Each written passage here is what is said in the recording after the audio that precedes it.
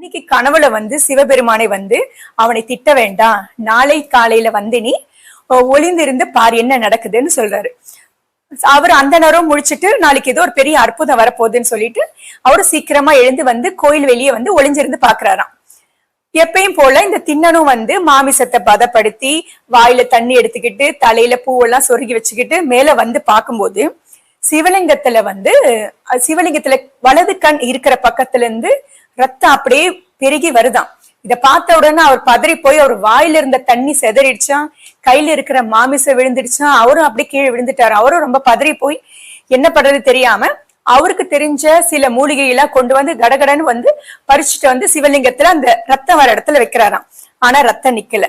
உடனே அவருக்கு தெரியுது கண்ணுக்கு கண்ணுதான் வைக்கணும்னுட்டு உடனே யோசிக்கல, டக்குன்னு எடுத்து அவர் அம்பை வச்சு அவருடைய கண்ணை எடுத்து அந்த சிவலிங்கத்துல ரத்தம் வர இடத்துல அவர் வச்சுட்டாராம். வச்ச உடனே ரத்தம் நின்றுடுச்சான். இத பார்த்து அந்த அந்தனர் ரொம்ப அப்படியே அதிர்ச்சி ஆயிட்டாராம். இவருக்கு ஒரு சந்தோஷம், திண்ணன்றவருக்கு ரத்தம் நின்றுடுச்சுன்னு. ஆனா அதோட சிவபெருமான் சும்மா விட்டுடல. உடனே மறுபக்கத்துல, அதாவது இப்ப வலது பக்கத்துல வந்தது இப்ப இடது பக்கத்துல இருந்து ரத்தம் வருது.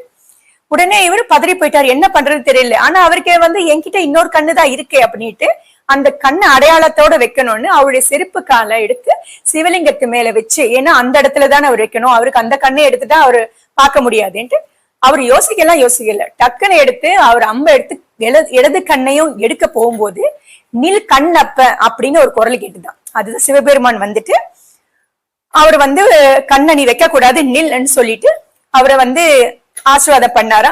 அந்த 6வது நாள் அவரை ஏத்துக்கிட்டு அவருக்கு வீடு பெற்று கொடுத்தாராம். இன்னைக்கும் திருக்காலஸ்தியில சிவபெருமானுடைய கோயிலே கண்ணப்பருக்கும் ஒரு சிலை இருந்து அவரையும் தான் வழிபாடு பண்றாங்க.